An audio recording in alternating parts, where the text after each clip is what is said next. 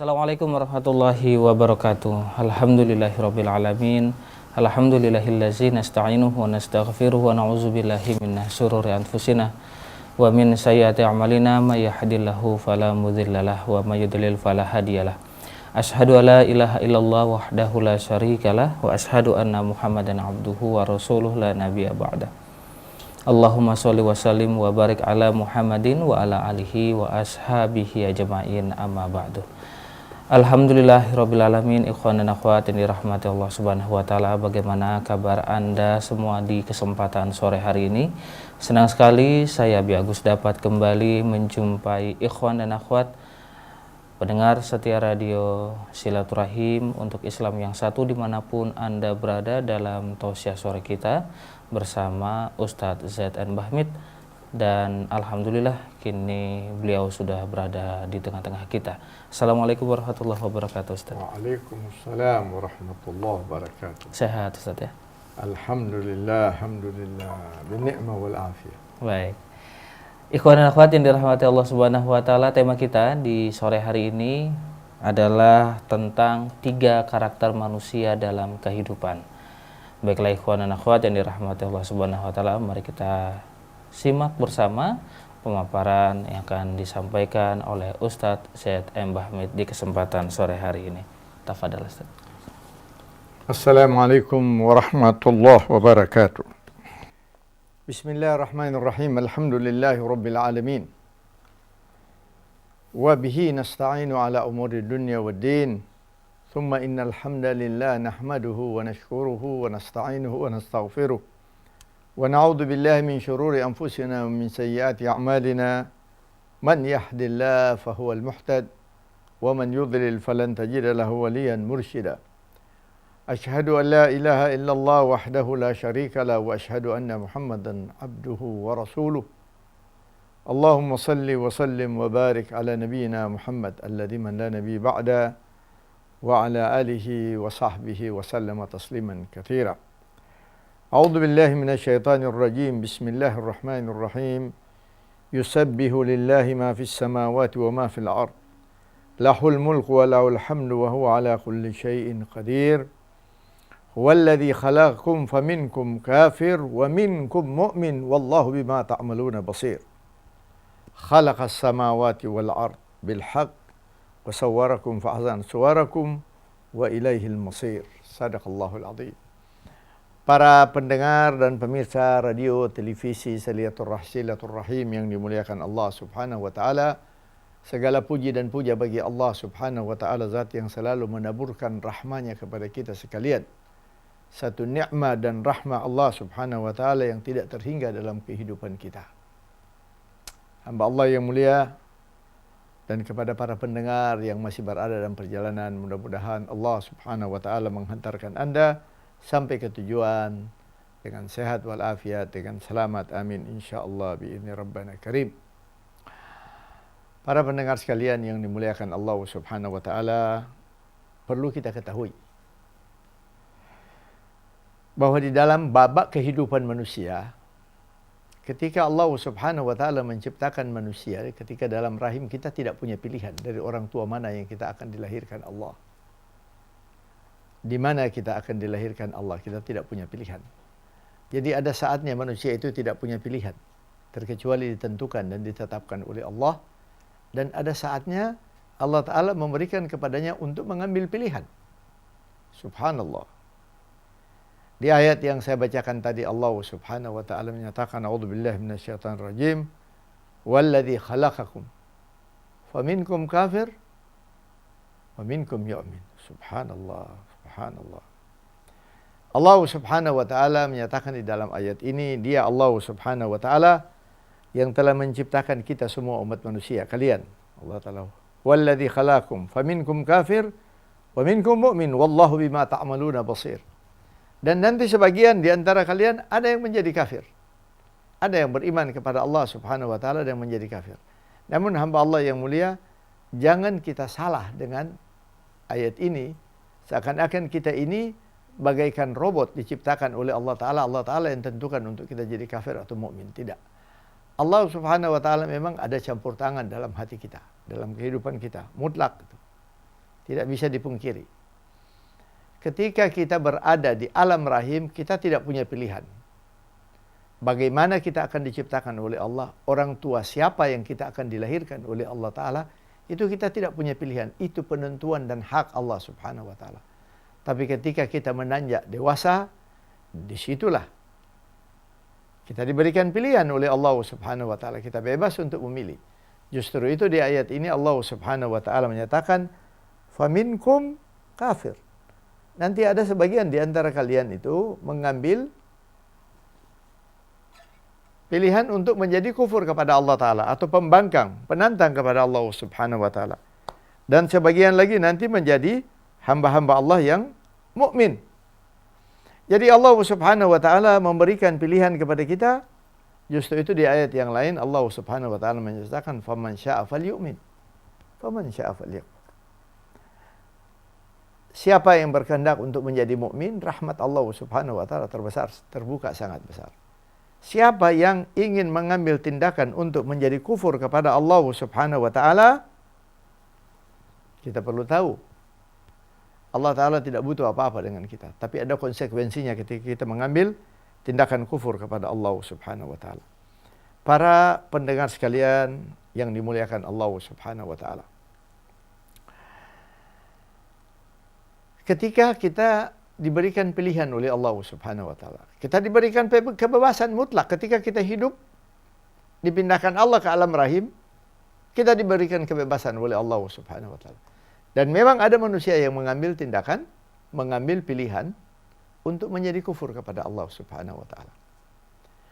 Umpama ketika dia dilahirkan dari orang tua yang non-muslim, Allah Ta'ala memberikan akal pilihan kepadanya. Segala-galanya terbuka di abad ini. Kita buka YouTube, kita ingin apa yang di situ yang tidak ada. Kita inginkan ceramah, pengajian, keterangan, semua ada. Masya Allah. Termasuk para ulama-ulama yang memasukkan ke dalam YouTube, itu Masya Allah sangat membantu.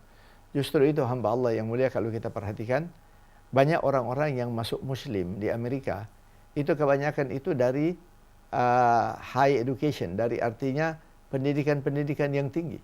Karena sesudah mereka mempelajari Islam, baru mereka sadari bahwa ini adalah agama yang benar, bukan agama yang menuhankan selain Allah Subhanahu Wa Ta'ala. Dan banyak di antara mereka ketika memperdalam tentang Al-Quran, membaca Al-Quran, subhanallah, dengan kesadaran sendiri mereka datang untuk memeluk Islam. Justru itu hamba Allah yang mulia, agama yang paling pesat perkembangannya di Amerika itu Islam. Dan demikian juga di Eropa. Justru itu diprediksikan bahwa muslimin di Amerika itu akan naik sekitar 25%, kira-kira 20 tahun yang akan datang. Masya Allah. Hamba Allah yang mulia. Allah Subhanahu Wa Ta'ala telah mengingatkan kepada kita sekalian bahwa nanti dalam penciptaan Allah Ta'ala, ya, manusia dalam penciptaan Allah Subhanahu Wa Ta'ala, ada sebagian yang akan beriman kepada Allah Ta'ala, ada sebagian yang akan mengambil tindakan kufur kepada Allah Ta'ala. Nah, yang mengambil tindakan kufur ini, pembangkangan kepada Allah ini ada macam-macam. Kalau dia beriman kepada Allah Ta'ala hanya satu macam. Dia beriman, dia berhubungan dengan Allah Subhanahu Wa Ta'ala. Dia selalu membuka jalur kepada Allah Subhanahu Wa Ta'ala. Dia tahu bahwa dia membutuhkan Allah Subhanahu Wa Ta'ala. Saya berikan contoh begini. Seorang anak ketika umur 10 tahun, 12 tahun, apa aja yang terjadi kepadanya selalu dia ceritakan kepada ibunya. Umpama pun dia tersandung, kemudian luka di sekolah, dia akan menceritakan kepada ibunya. Ada yang marah kepadanya, dia akan menceritakan kepada ibunya. Karena dia masih bergantung kepada ibunya. Dia tahu bahwa dia membutuhkan ibunya. Makin besar, makin dewasa dia, makin kurang perasaannya untuk membutuhkan kepada ibunya. Namun, hamba Allah yang mulia, di dalam hati nuraninya, tetap dia akan membutuhkan ibunya sekalipun dia telah berkeluarga. Begitu juga manusia. Sesungguhnya manusia ini membutuhkan Allah Subhanahu Wa Ta'ala. Tapi ada terkadang di dalam perjalanan hidup kita, ketika Allah Ta'ala memberikan kelebihan-kelebihan kepada kita, dia dijadikan pejabat, diberikan kekayaan, diberikan kemampuan, kecukupan.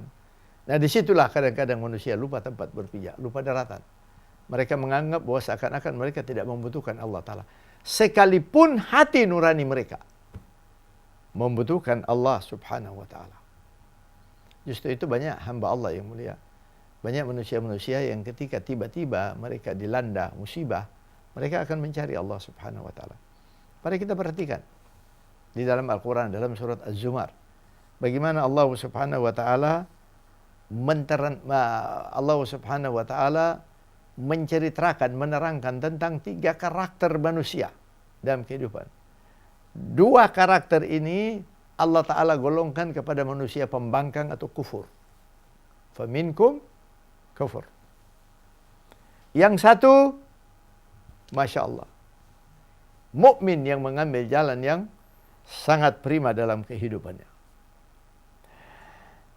Di dalam surat Az-Zumar, Allah Subhanahu wa Ta'ala mengingatkan kepada kita sekalian, wa in takfuru fa innallaha ghaniyun ankum. Kalau kita mengambil jalan atau kita mengambil pilihan untuk membangkang kepada Allah Ta'ala, kufur kepada Allah Ta'ala. Nah, para pendengar sekalian yang dimuliakan Allah Subhanahu wa Ta'ala, kufur kepada Allah Ta'ala itu bermacam-macam. Ada orang yang kufur nikmah. Dia beriman kepada Allah Ta'ala, tapi dia kufur dengan nikmat Allah Ta'ala. Artinya dia kufur dengan nikmat Allah Ta'ala, tidak pernah dia mensyukuri nikmat yang Allah berikan kepadanya. Kelebihan yang dia berikan kepadanya. Dia menganggap bahwa dia mendapatkan itu adalah karena kepintarannya. Dan biasanya kalau kita perhatikan dalam kehidupan, manusia-manusia yang engkar, lupa kepada Allah Ta'ala itu orang-orang yang ada jabatan, yang kaya raya, yang punya kedudukan, yang dihormati. Karena apa? Mereka berpikir mereka tidak membutuhkan Allah Subhanahu wa Ta'ala. Dan ada orang yang kufur dalam ibadah. Kufur dalam ibadah, dalam salat aja. Rasul sallallahu alaihi wasallam mengingatkan, man tarakas salat, siapa yang meninggalkan salat muta'ammidan secara sengaja, faqad kafara jihara, sesungguhnya dia telah kufur kepada Allah Ta'ala. Dalam masalah ini artinya dia kufur di dalam peribadatannya dia kepada Allah. Jadi kufur dalam ibadah. Artinya membangkang. Sebab kalimat kufur ini bisa berarti menolak, membangkang. Bisa juga berarti petani. Ada di ayat yang lain Allah Subhanahu wa Ta'ala menerangkan. Nah, hamba Allah yang mulia, Allah Subhanahu wa Ta'ala menyatakan, in takfuru fa innallaha ghaniyun ankum. Kalau kita mengambil tindakan membangkang kepada Allah, seorang yang mengambil tindakan kufur kepada Allah, Allah Ta'ala katakan, innallaha ghaniyun ankum. Allah tidak butuh apa-apa dari kita. Allah Maha Kaya. Malahan di ayat yang lain Allah Subhanahu wa Ta'ala menerangkan, kalau Allah menghendaki untuk menghilangkan kita dari peredaran kehidupan, in yasha yudhibkum ayyuhan nas. Apa dia satu suku, apa dia satu bangsa, apa dia keseluruhan dalam satu bangsa. Dan Allah Ta'ala memberikan contoh sangat banyak dalam Al-Quran. Bagaimana kelompoknya Ad wa Thamud, kelompoknya Nabi Lut, yang Allah Subhanahu wa Ta'ala balikkan. Yang di atas jadi di bawah, yang di bawah jadi di atas. Allah Ta'ala hujani mereka dengan hujan batu yang sangat panas dari neraka. Kemudian sesudah mereka terbakar bergelimpangan, Allah Ta'ala balikkan tanah tempat mereka berpijak. Jadi Allah Subhanahu wa Ta'ala mengingatkan kepada kita sekalian, in yasha yudhibkum ayyuhan nas. Kalau Allah Ta'ala menghendaki untuk mengenyahkan kalian dari peredaran bumi,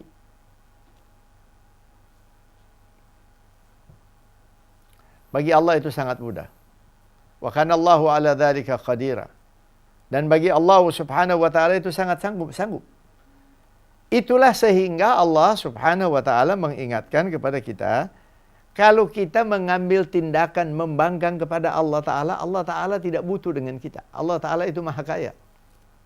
Kita mau kufur satu keluarga, satu kota, satu negara, Allah Ta'ala nyatakan, fa innallaha ghaniyun ankum. Allah Ta'ala maha kaya. Allah tidak butuh ibadah kita. Kita itu beribadah bukan untuk Allah, untuk kita. Kita menjalin hubungan dengan Allah Subhanahu wa Ta'ala itu untuk kita. Karena kita membutuhkan Allah Subhanahu wa Ta'ala. Tidak ada manusia yang tidak butuh Allah Subhanahu wa Ta'ala. Memang benar dalam kehidupan kadang-kadang mereka menganggap mereka tidak butuh Allah Subhanahu wa Ta'ala. Ada yang tidak percaya dengan Tuhan. Dia tidak percaya bahwa di bumi ini ada Allah Subhanahu wa Ta'ala. Ada lagi yang dia beriman, dia percaya kepada Allah Subhanahu wa Ta'ala, tapi tidak mau salat, tidak mau puasa, berbuat munkar, macam-macam. Ya.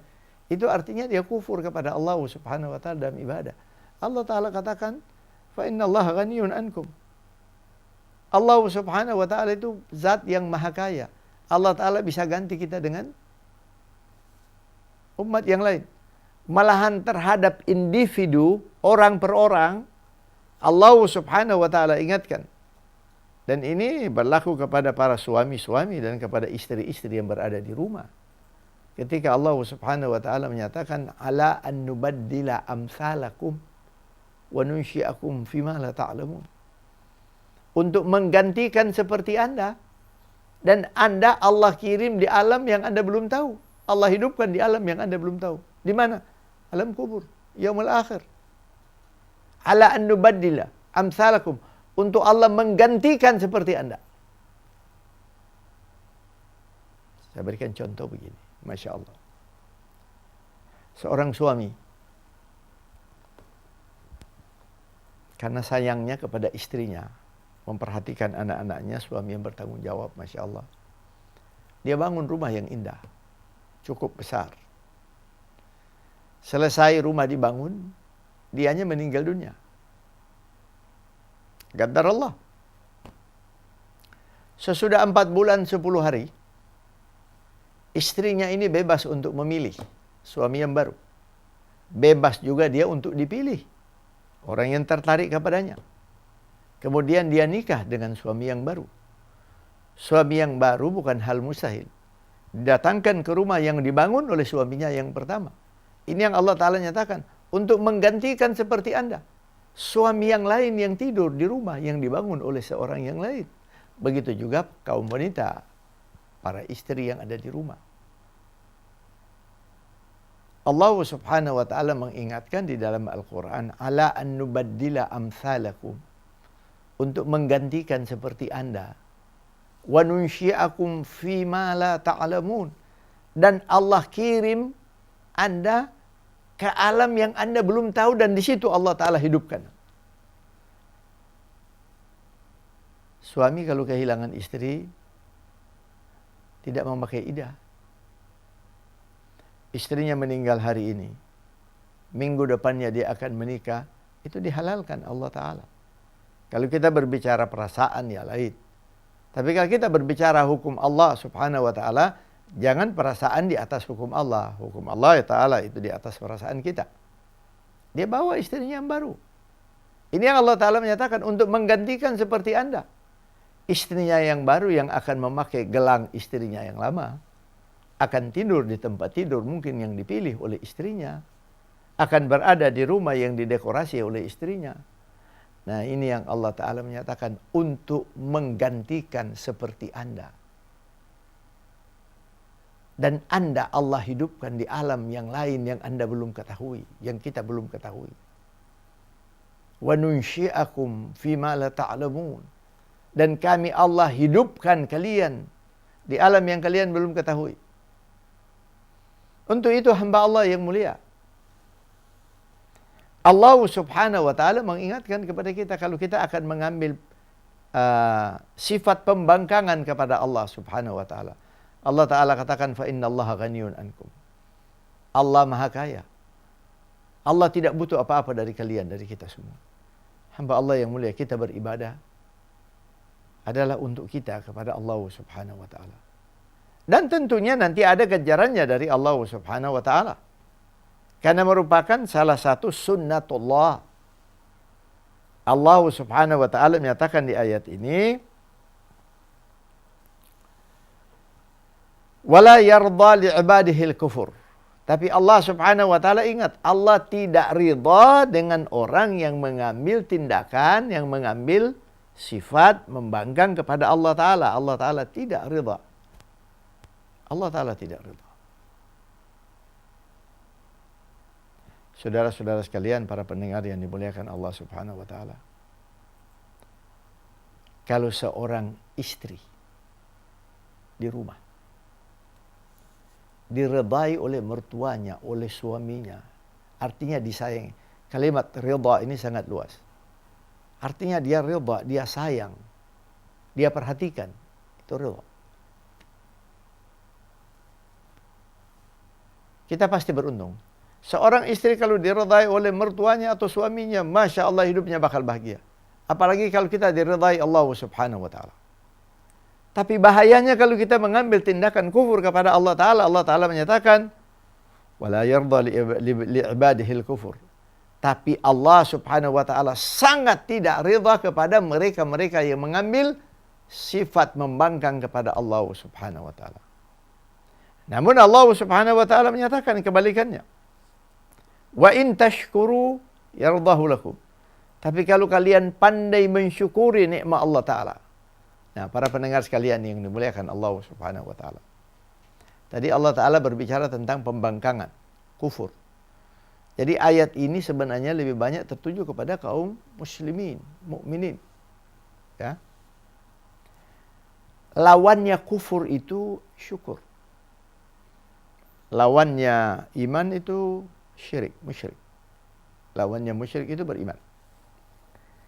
Jadi ada orang yang kufur di dalam ibadah. Ada orang yang kufur dalam nikmat yang Allah Ta'ala berikan kepadanya. Jadi seorang hamba Allah sekalipun dia tidak kufur di dalam akidah kepada Allah, artinya dia mengakui bahwa dirinya seorang muslim. Dia mengakui kebesaran Allah Ta'ala. Dia mengakui tentang kerasulan Rasul Sallallahu Alaihi Wasallam. Tapi di dalam ibadah dia kufur kepada Allah Subhanahu Wa Ta'ala. Tidak mau salat, salatnya nggak benar kadang-kadang. Ya, berpraktek riba, berbuat munkar, itu dia kufur di dalam ibadah kepada Allah Ta'ala. Ada orang juga yang diberikan nikmat oleh Allah Subhanahu Wa Ta'ala yang luar biasa. Dia pergunakan di tempat-tempat yang haram.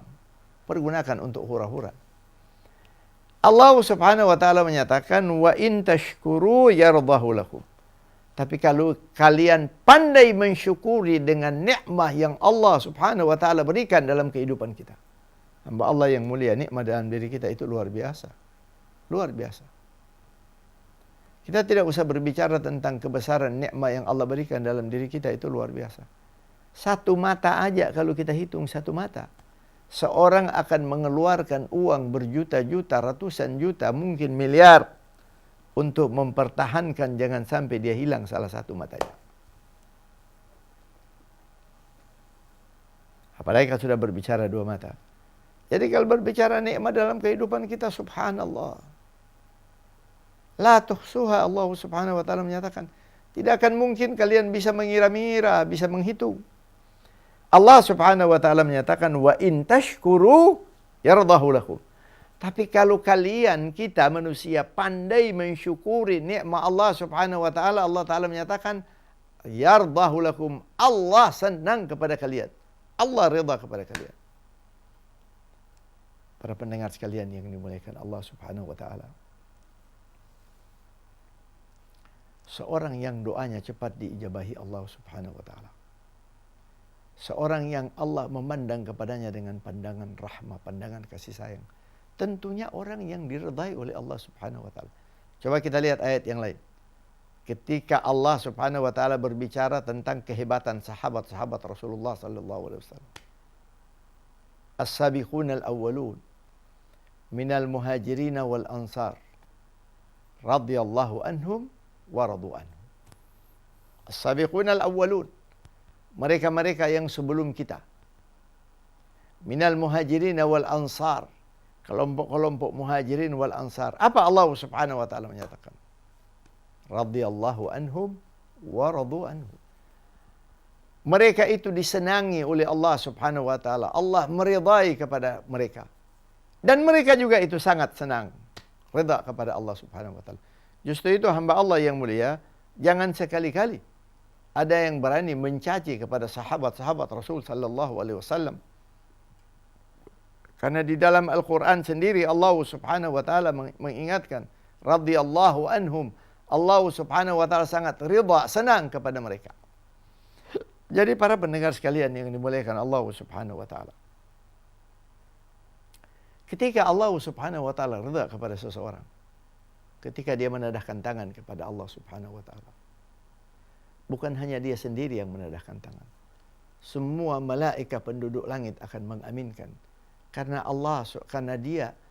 para malaikat mengetahui ini hamba Allah yang diridhai oleh Allah subhanahu wa ta'ala.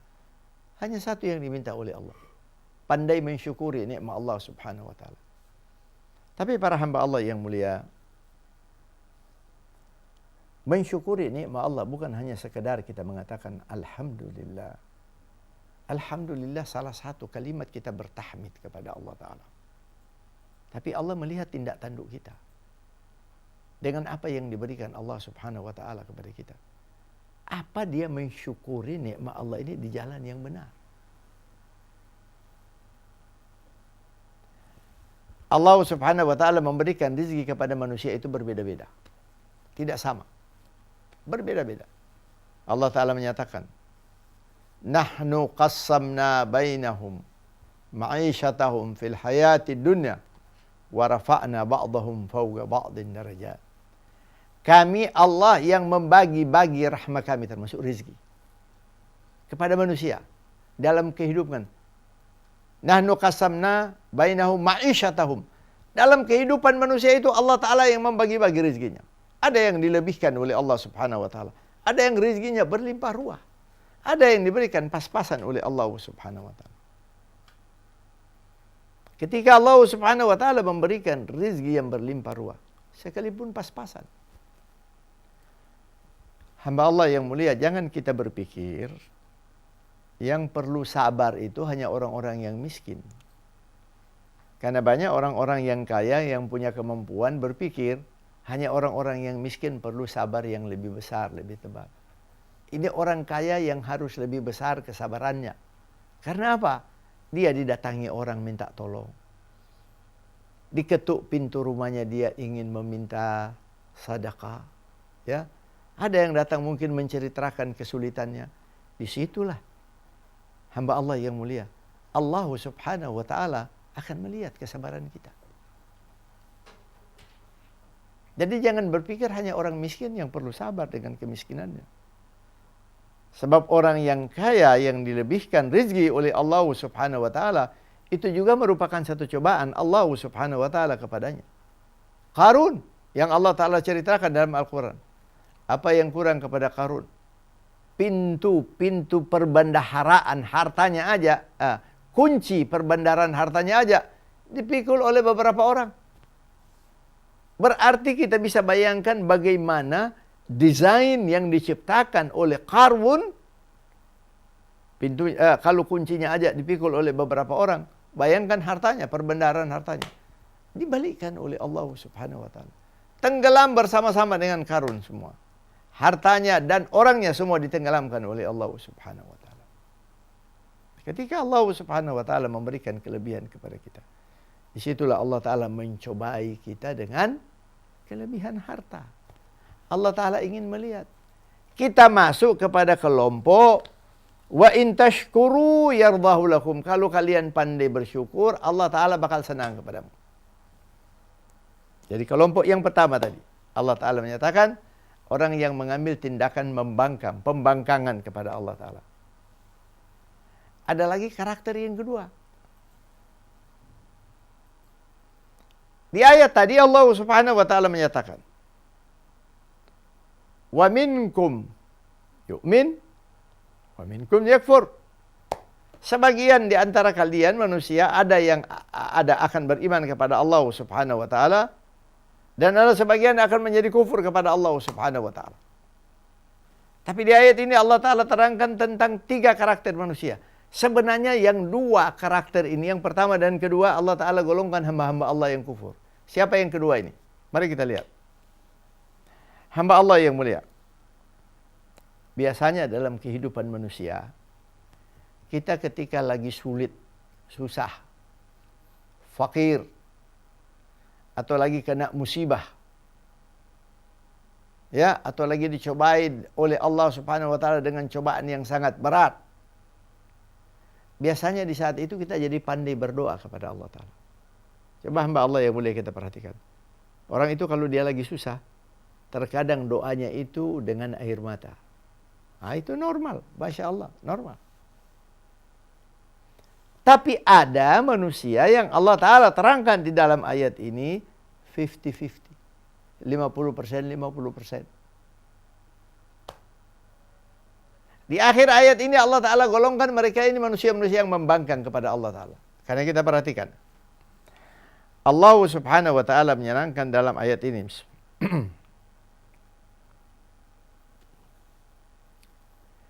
Wa idza massal insana dhurrun da'a rabbahu muniban ilaih. Allah Subhanahu wa taala menyatakan ada sebagian manusia ketika Allah Taala benturkan kepada mereka dengan cobaan.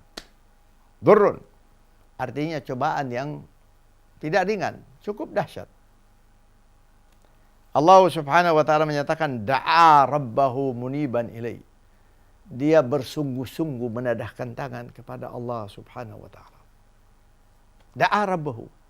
Dia memanggil-manggil Tuhannya. Dia jadi pandai berdoa. Hamba Allah yang mulia.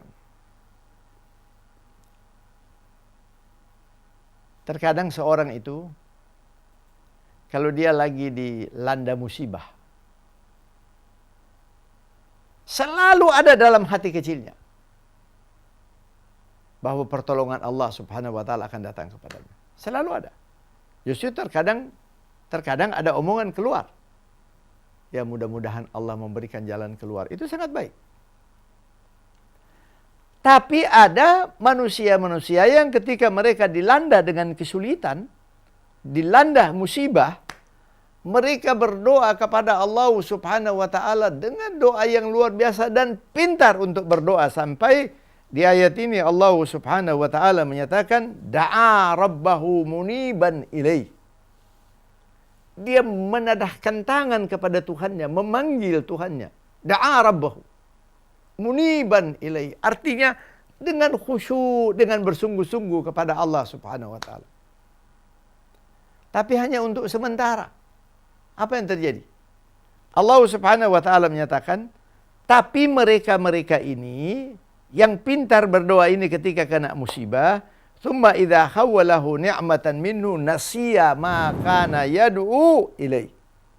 Tapi ketika Allah taala merubah keadaannya mereka, musibah diangkat oleh Allah taala. Sudah musibah diangkat oleh Allah Subhanahu wa taala, kondisinya diperbaiki oleh Allah taala. Artinya secara tiba-tiba dia bisa bangkit dari keterpurukannya. Dia menjadi manusia yang kaya raya. Masya Allah. Sudah hilang musibahnya. Dia sudah mulai dikenal. Sudah diangkat jadi pejabat. Ya, Masya Allah. Pintar ngomong lagi. Kemampuan ngomong ada. Apa Allah Subhanahu wa ta'ala nyatakan? Nasiya makana yad'u ilaihi min qabl. Dia lupa daratan, lupa tempat berpijak. Dia lupa tadinya dia pandai menadahkan tangan kepada Allah Ta'ala. Bukan hanya sekedar lupa. Di ayat ini Allah Subhanahu wa ta'ala menyatakan waja'ala lillahi andadan. Kemudian dia menciptakan tandingan-tandingan dengan hukum-hukum Allah. Tandingan-tandingan terhadap Allah Ta'ala. Hamba Allah yang mulia, kita nggak bisa bertanding dengan Allah Subhanahu wa ta'ala. Nggak bisa. Siapa yang bisa bertanding dengan Allah Ta'ala? Subhanallah. Allah Ta'ala menarik salah satu sistem saraf aja dari belakang kita. Ditarik oleh Allah Ta'ala sedikit. Digerakkan oleh Allah sedikit. Jalannya miring. Kita lihat orang-orang yang kena stroke. Coba kita bertanya kepada diri kita. Yang mengontrol peredaran darah dalam tubuh kita itu siapa? Kalau kita katakan ya jantung, memang benar jantung yang menggerakkan jantung manusia ini siapa? Ada terkadang hamba Allah yang mulia, manusia yang menjaga kesehatannya luar biasa. Makanannya dia jaga luar biasa. Tiba-tiba timbul kanker. Ada yang manusia menjaga kesehatannya luar biasa. Tiba-tiba kena stroke, badannya mati sebelah. Hamba Allah yang mulia perlu kita ketahui. Yang mengontrol peredaran darah kita itu Allah Subhanahu wa ta'ala. Kalau Allah Ta'ala menghendaki sebentar aja, lebih cepat daripada kita membalikkan telapak tangan. Dan disinilah kebanyakan Allah Subhanahu wa ta'ala menyatakan di ayat ini, ketika Allah Ta'ala telah mengangkat seseorang itu, musibahnya telah dihilangkan oleh Allah Ta'ala. Nasibnya diangkat oleh Allah Ta'ala.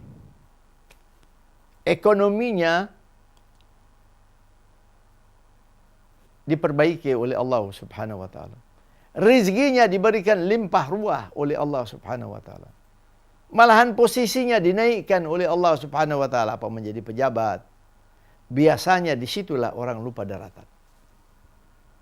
Sehingga Allah Subhanahu wa ta'ala menyatakan, nasiya maka yad'u ilai. Dia lupa tadinya dia pintar merengek kepada Allah Ta'ala. Pintar memanggil-manggil Allah Subhanahu wa ta'ala. Hamba Allah yang mulia. Seorang itu ketika dia berdoa, mendedahkan tangan kepada Allah Ta'ala, dia membuka jalur khusus kepada Allah Ta'ala. Antara dia dan Allah Ta'ala. Dia membuka jalur khusus. Karena Allah Subhanahu wa ta'ala menyatakan, Ud'uni, ud'uni, astajib lakum. Kata Allah Ta'ala, panggil aku. Dan Allah Subhanahu wa ta'ala, subhanallah, ketika kita berdoa kepada Allah Ta'ala, ketika kita memanggil Allah Ta'ala, kita yang menentukan waktunya untuk ketemu dengan Allah Ta'ala. Enggak pakai appointment, tidak pakai janji. Kapan kita menadahkan tangan kepada Allah Ta'ala, jalur terbuka. Allah Ta'ala katakan, fa inni qarib, sesungguhnya aku dekat kepada hambaku. Tapi sesudah Allah Ta'ala mengijabahi doanya, nasibnya udah berubah, posisinya Masya Allah udah berubah, Allah Subhanahu wa ta'ala menyatakan, nasiya makana yad'u ilai. Dia lupa hubungannya dia dengan Allah Subhanahu wa ta'ala.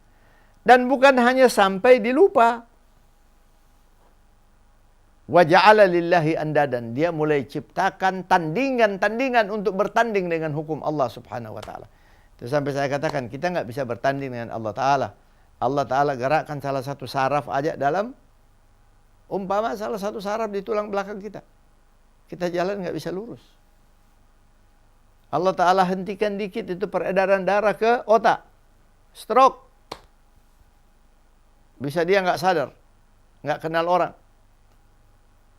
Kalau terjadi perdarahan di otak. Oh itu Masya Allah. Dan biasanya itu terjadi secara tiba-tiba. Tanpa warning. Nah disitulah kekuasaan Allah ada dalam diri kita.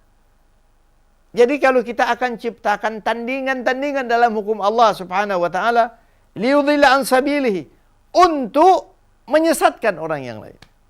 Saya berikan contoh hamba Allah yang mulia. Kita di akhir-akhir ini lagi hingar-bingar dengan pemilihan calon gubernur yang nanti akan kampanye beberapa bulan lagi atau beberapa hari lagi.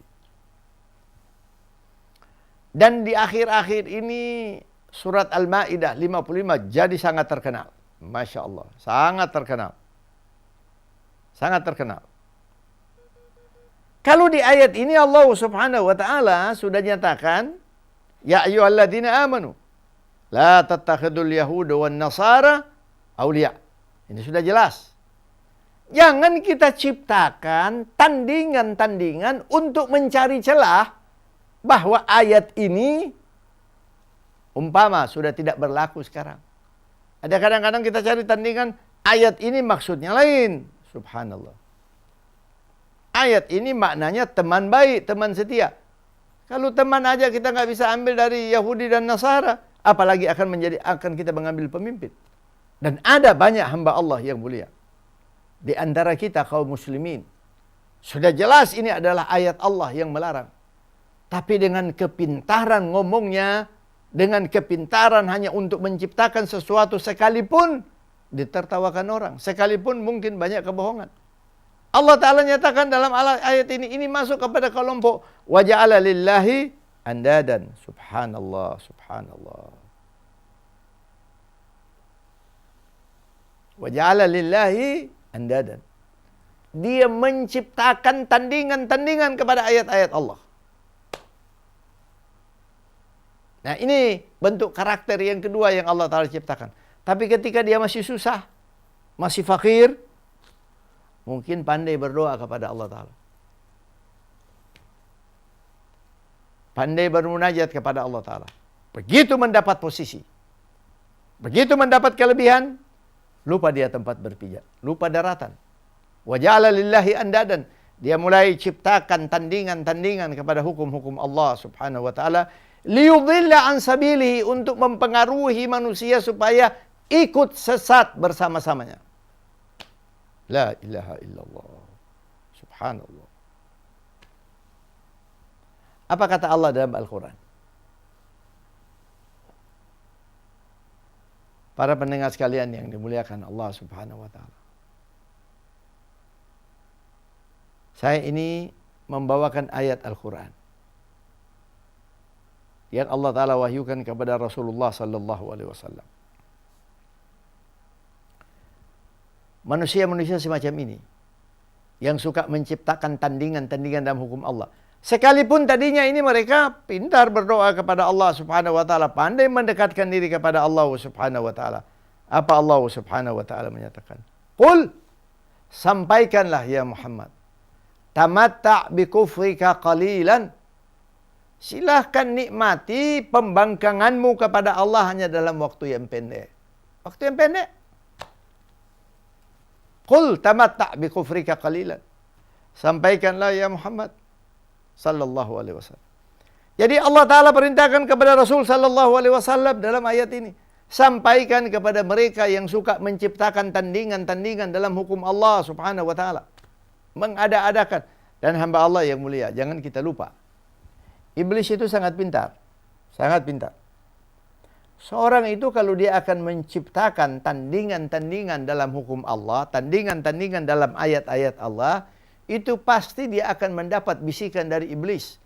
Sehingga sepintas selalu kalau kita lihat ketika mereka membawakan argumennya mereka, waduh, banyak manusia yang terkagum-kagum. Banyak manusia yang bisa salah jalan. Karena apa? Mereka berguru kepada iblis. Iblis melihat kesempatan, dia menciptakan tandingan-tandingan dari hukum-hukum Allah, tandingan daripada ayat-ayat Allah. Dibisikkan oleh iblis ide-ide yang luar biasa, ide-ide yang super.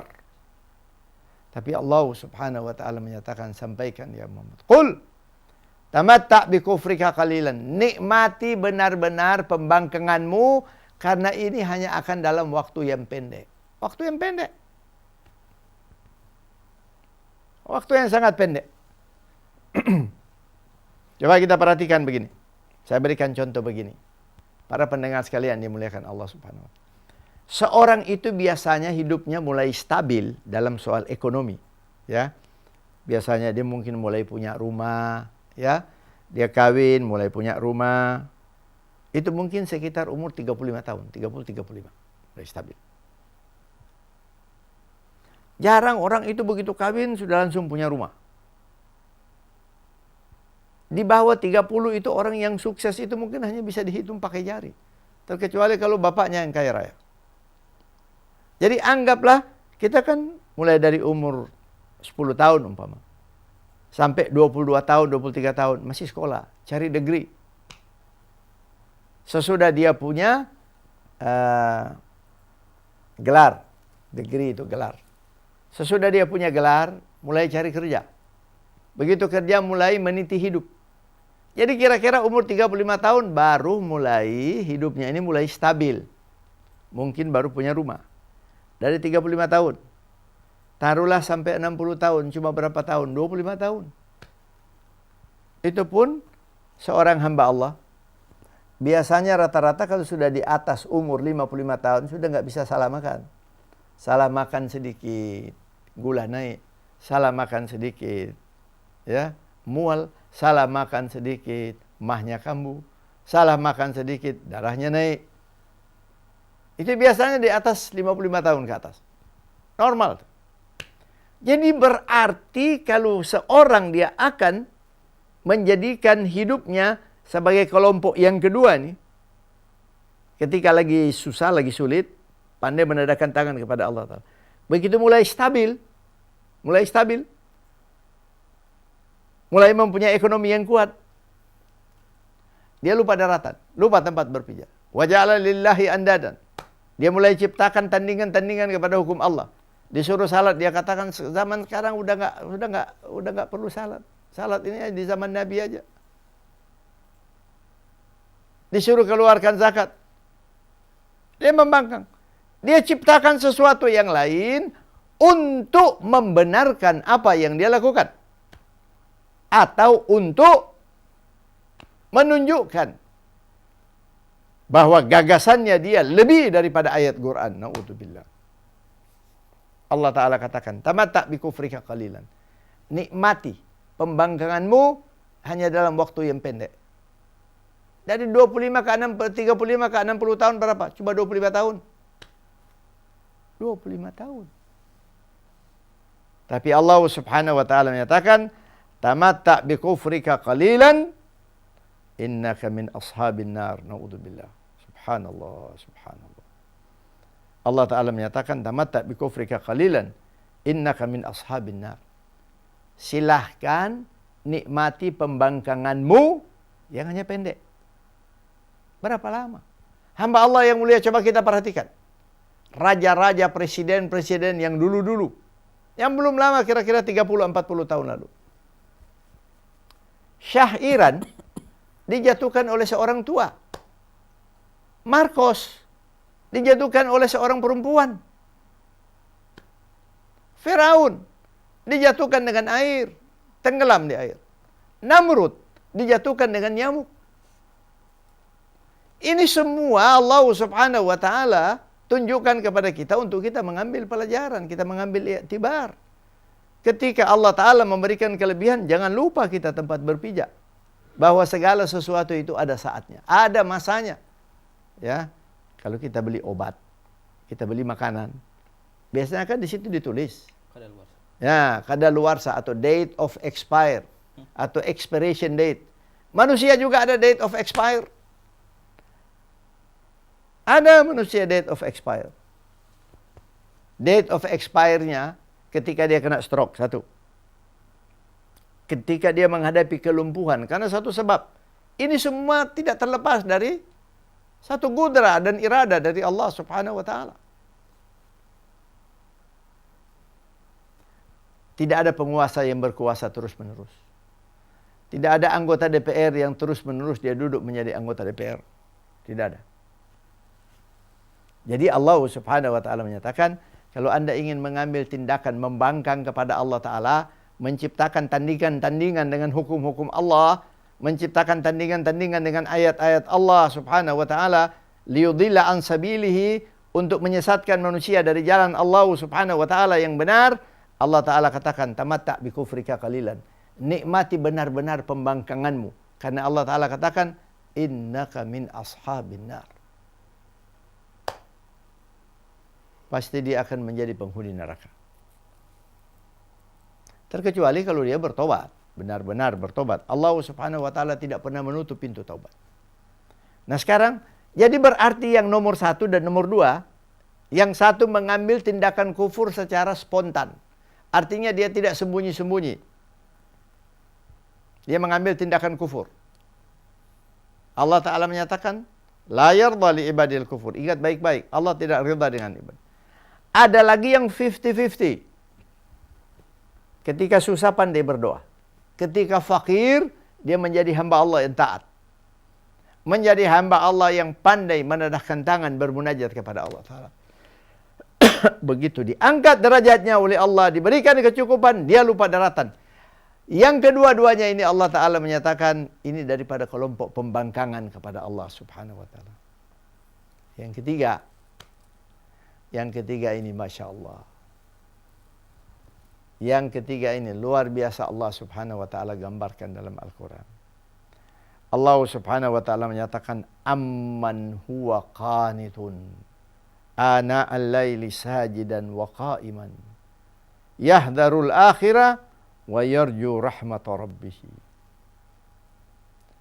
Seakan-akan Allah Subhanahu wa taala menyatakan apakah sama? Ya. Mereka-mereka yang kafir dengan kelompok yang ketiga ini yang suka bangun di waktu malam. Kondisi kehidupan tidak mempengaruhi ibadahnya dia kepada Allah Subhanahu wa taala. Justru itu Rasulullah sallallahu alaihi wasallam mengingatkan hamba Allah yang mulia.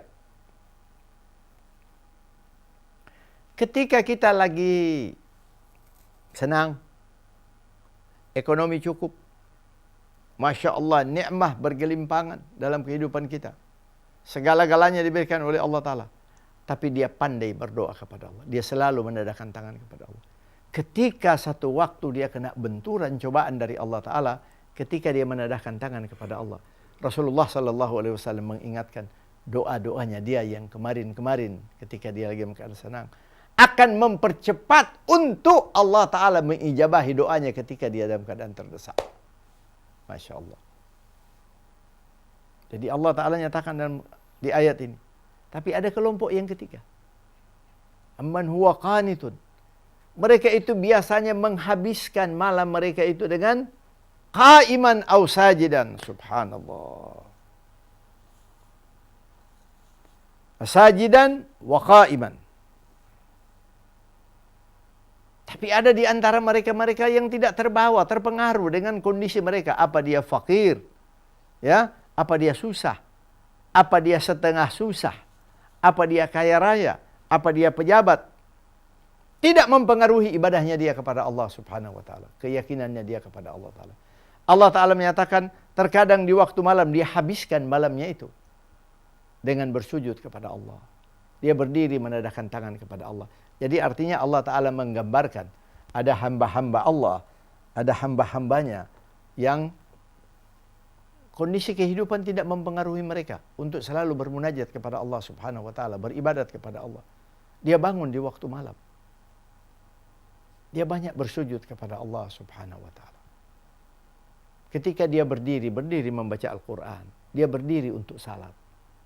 Hamba Allah yang mulia, subhanallah. Apa yang dia inginkan? Padahal segala-galanya ada dalam kehidupannya. Tapi apa yang dia inginkan? Allah Subhanahu wa taala menerangkan dalam ayat ini. Kesadarannya bahwa dia akan berjalan menuju ke akhirat. Yahdarul akhirah. Mereka takut dengan hari kebangkitan. Karena kehidupan kita ini ada tujuan, hamba Allah yang mulia. Kita telah lewati kehidupan kita 75%. Tinggal 25% kita masih ragu. Allah Ta'ala janjikan ketika Allah mengolah kita di alam rahim. Sudah diciptakan oleh Allah Ta'ala. Kita sudah lewati. Allah Ta'ala janjikan ketika kita akan dilahirkan menjadi seorang bayi. Tsumma nukhrijukum tifla. Telah terjadi. Allah Ta'ala telah hantarkan kita menjadi bayi. Kemudian Allah Ta'ala menyatakan tsumma litablughu asyuddakum. Kemudian Allah Ta'ala katakan Allah akan hantarkan kalian menjadi dewasa. Sudah kita lewati. Masya Allah. Apalagi kita yang sudah umur 50 tahun, 60 tahun, 70 tahun. Allah Ta'ala menyatakan, Tsumma innakum ba'da dzalika lamayyitun. Kemudian kalian sesudah itu akan menjadi jenazah. Lamayyitun. Tsumma innakum yaumil qiyamah tub'atun. Kemudian sesudah itu kalian akan dihantarkan Allah Subhanahu wa taala ke yaumil akhir. Nah, inilah manusia-manusia yang Allah memuji kepada mereka kelompok yang ketiga. Mereka subhanallah. Amman huwa qanitan ana al-lail. Sajidan wa qa'iman yahdarul akhirah wa yarju rahmat rabbih. Yang mereka takutkan perjalanan mereka ke akhirat. Dan yang mereka rindukan, inginkan rahmah Allah Subhanahu wa taala. Rahmah Allah taala.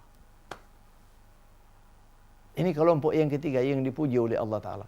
Sehingga Allah Ta'ala katakan, hal yastawil ladina ya'lamun wal ladina la ya'lamun. Apakah sama manusia-manusia semacam ini, hamba-hamba Allah yang terpuji semacam ini, yang biasa berdiri di waktu malam, dia kaya, dia miskin, dia susah, dia senang, tidak terpengaruh. Tetap dia menjalin hubungan dengan Allah Ta'ala. Karena menginginkan rahmat Allah dan takutnya dia dalam perjalanannya ke yaumul akhir. Hamba Allah yang mulia, para pendengar yang dimuliakan Allah Subhanahu wa Ta'ala, semua kita akan menuju ke tempat tersebut. Kehidupan kita ini merupakan kesempatan yang Allah buka kepada kita untuk membangun kehidupan kita di yaumul akhir. Kalau ada yang salah kepada Allah Subhanahu wa Ta'ala, saya mengharapkan maghfirahnya. Wa minallahi taufiq wal hidayah. Wassalamualaikum warahmatullahi wabarakatuh. Assalamualaikum warahmatullahi wabarakatuh. Ya, baik ikhwan dan akhwat yang dirahmati Allah Subhanahu wa Ta'ala, demikian tadi tausiah yang disampaikan oleh Ustadz Z.M. Bahmid di kesempatan sore hari ini dalam tema 3 karakter manusia dalam kehidupan. Dan kita akan langsung menuju ke pertanyaan yang sudah Anda kirimkan baik lewat SMS maupun WhatsApp di 081119999720. Anda juga kami tunggu untuk interaktif secara langsung di 0218451512. Ustadz, kami akan bacakan pertanyaan pertama dari hamba Allah. Assalamualaikum warahmatullahi wabarakatuh. Waalaikumsalam warahmatullahi wabarakatuh. Ustadz, saat ini sedang ramai demonstrasi damai membela kesucian Al-Quran. Bahkan isu ini sudah menjadi perhatian dunia internasional. Bagaimana pendapat Ustadz dalam hal ini dan bagaimana seharusnya kita bersikap? Bismillahirrahmanirrahim. Allahumma salli ala Muhammad wa ala ali Muhammad. Sebenarnya itu bukan demonstrasi. Kalau saya tidak namakan demonstrasi. Itu adalah salah satu jihad kaum muslimin, salah satu perjuangan untuk menunjukkan bahwa bagaimana mestinya reaksi kita ketika ada yang melecehkan ayat-ayat Al-Quran. Dan memang ayat Al-Quran itu dilecehkan. Yang satu seakan-akan ayat itu merupakan alat untuk membohongi orang. Dan yang satu sebagai alat untuk membodohi orang. Ini ayat Al-Quran, subhanallah. Dan saya kira apa yang mereka lakukan, yang dipimpin oleh Habib Rizik, Masya Allah, Allah yatawil umru insyaAllah, Allah yakatar khairu, wa Allah yakatar amthaluhu insyaAllah. Itu sebenarnya merupakan salah satu tindakan yang sangat benar, yang baik. Dan kalaupun kita akan namakan demonstrasi, ya silakan aja. Tapi kalau saya tidak namakan itu demonstrasi. Itu merupakan salah satu jihad daripada kaum muslimin untuk menunjukkan bahwa jangan sekali-kali ayat-ayat Allah itu dilecehkan.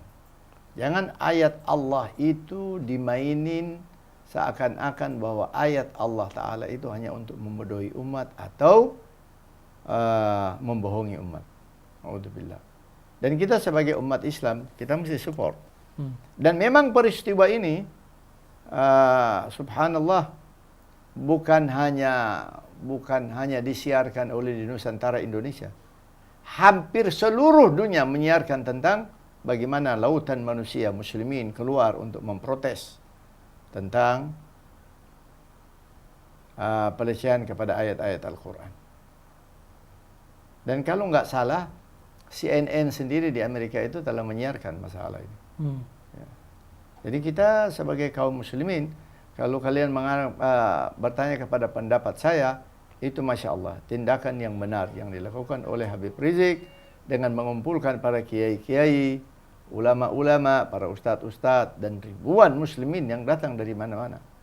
Jadi menunjukkan hamba Allah yang mulia ini sebenarnya satu pesan.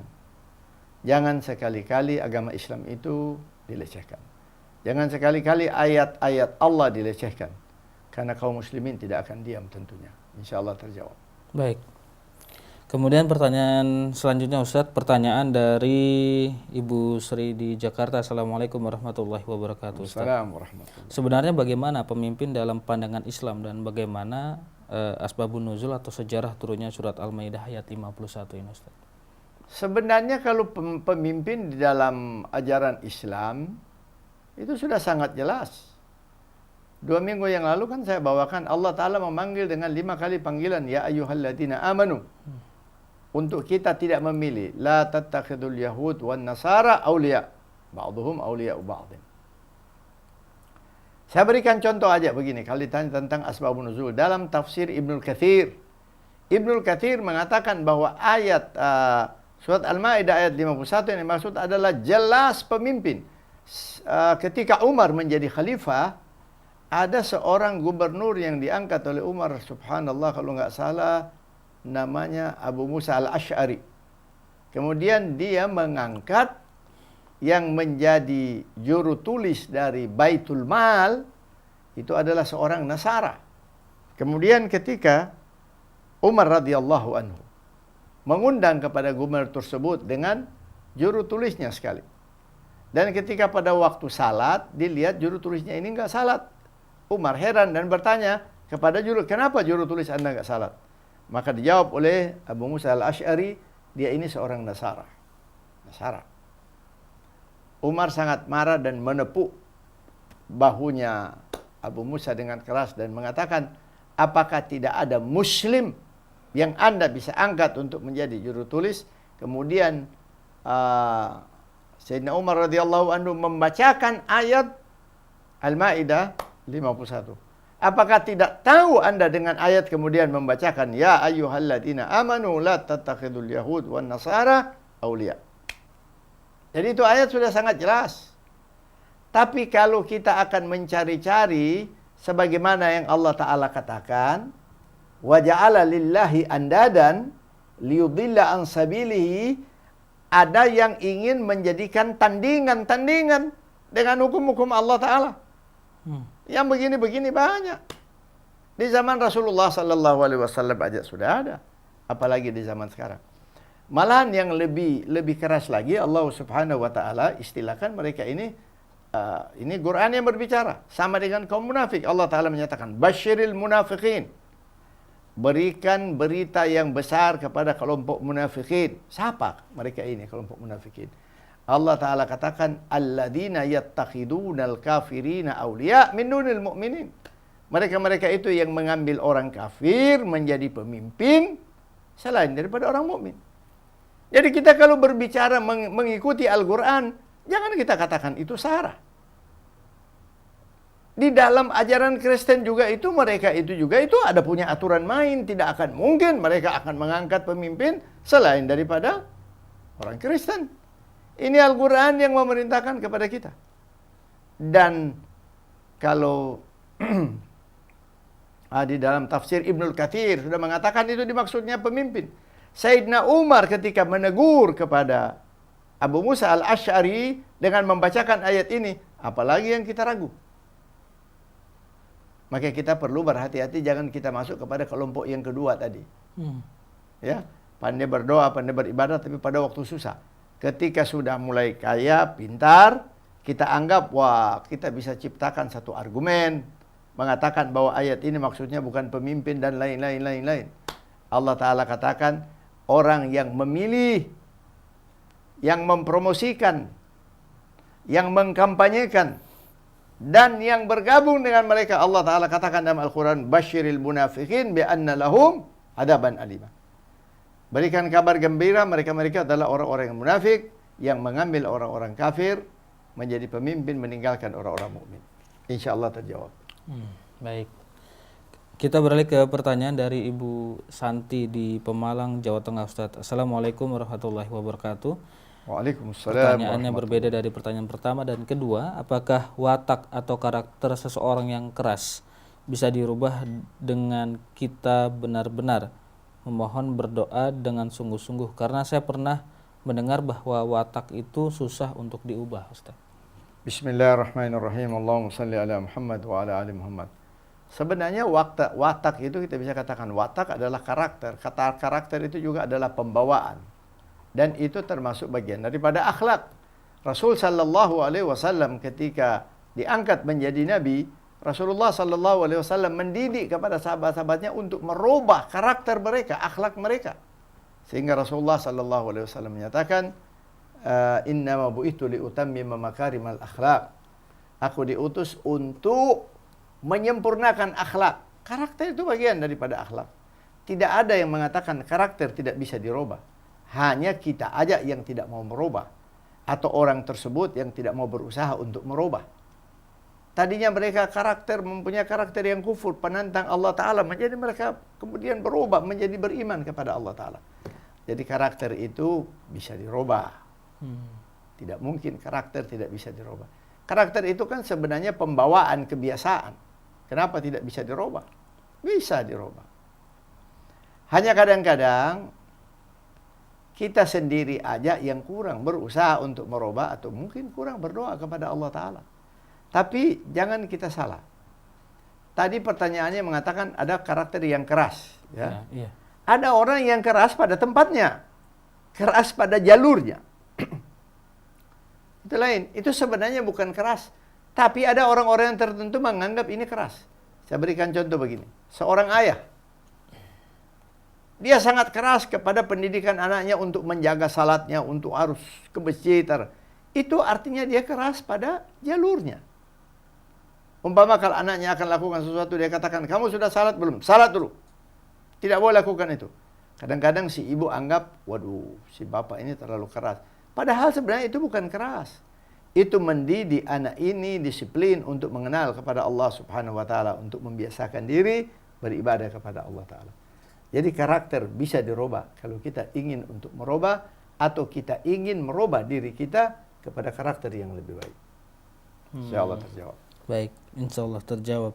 Kemudian pertanyaan selanjutnya dari Ummu Nabila di Magelang, Ustadz. Assalamualaikum warahmatullahi wabarakatuh. Assalamualaikum warahmatullahi wabarakatuh. Bila orang tua tidak mengakui hadis yang benar tentang wajibnya salat berjamaah, bagaimana anak untuk mengingatkannya, Ustadz? Karena berbeda paham. Syukran. Bagaimana? Coba ulangi pertanyaan. Baik, saya ulangi. Bila orang tua tidak mengakui hadis yang benar tentang wajibnya salat berjamaah, bagaimana anak untuk mengingatkannya, Ustadz, karena berbeda paham?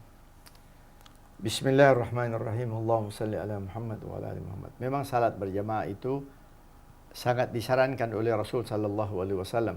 Malah ada hadis yang Rasulullah menyatakan orang yang tetangga masjid itu tidak sah kalau dia salat sendirian di rumah. Sampai begitu. Namun banyak yang kita tidak sadari, itu Rasulullah sallallahu banyak hadis-hadis yang menunjukkan kita kalau salat berjamaah itu dalam kita berjalan menuju ke masjid aja ada dosa dan penyakit yang digugurkan Allah dalam perjalanan kita menuju ke masjid. Laki-laki itu disuruh oleh Rasul sallallahu alaihi wasallam untuk salat berjamaah di masjid. Nah, kalau si orang tuanya tidak percaya dengan hadis-hadis ini, anaknya ingin mengingatkan, ingatkanlah dengan cara yang baik, dengan sopan santun yang baik. Ajaklah ayahnya, beritahu kepada ayahnya. Fadilahnya tentang salat berjamaah ini luar biasa. Jangan ke masjid. Sehingga ketika Rasulullah sallallahu alaihi wasallam mengatakan orang yang mendengar adzan itu wajib baginya untuk datang ke masjid, maka Abu Ibnul Maktum bertanya kepada Rasulullah, ya Rasulullah, bagaimana dengan orang yang buta? Rasulullah sallallahu alaihi wasallam menyatakan, tidakkah dia bisa berjalan? Maka wajib juga baginya untuk datang salat berjamaah di masjid. Jadi kepada yang bertanya ini, sampaikan kepada anaknya untuk menyampaikan kepada orang tuanya, tentunya dengan bil hikmah wal mau'izatil hasanah, dengan cara yang sangat bijaksana. Pelan-pelan insya Allah bapaknya bakal malu malahan kepada anaknya untuk turut sembahyang berjamaah di masjid. Insya Allah terjawab. Karena waktu telah membatasi kita. Iya. Kepada Allah Subhanahu wa Ta'ala saya mengharapkan maghfirahnya apabila ada kesalahan, dan Allah Subhanahu wa Ta'ala mudah-mudahan menjadikan kita semua menjadi hamba-hamba Allah yang taat kepadanya. Allahumma ij'alna min ibadika sajidin liwajhika. Amin. Allahumma ij'alna min ibadika salihin. Amin ya arhamar rahimin. Wa sallallahu ala sayyidina Muhammadin nabiyil karim.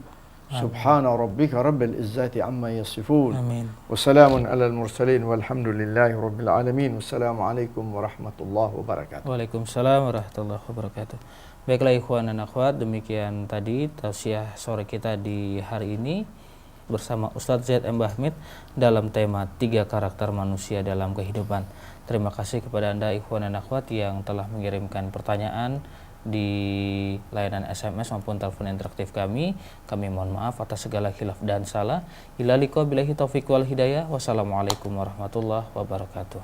ما كان لنبي أن يكون له أسرى حتى يثخن في الأرض تريدون عرض الدنيا والله يريد الآخرة والله عزيز حكيم لولا كتاب من الله سبق لمسكم فيما أخذتم عذاب عظيم فكلوا مما غنمتم حلالا طيبا واتقوا الله إن الله غفور رحيم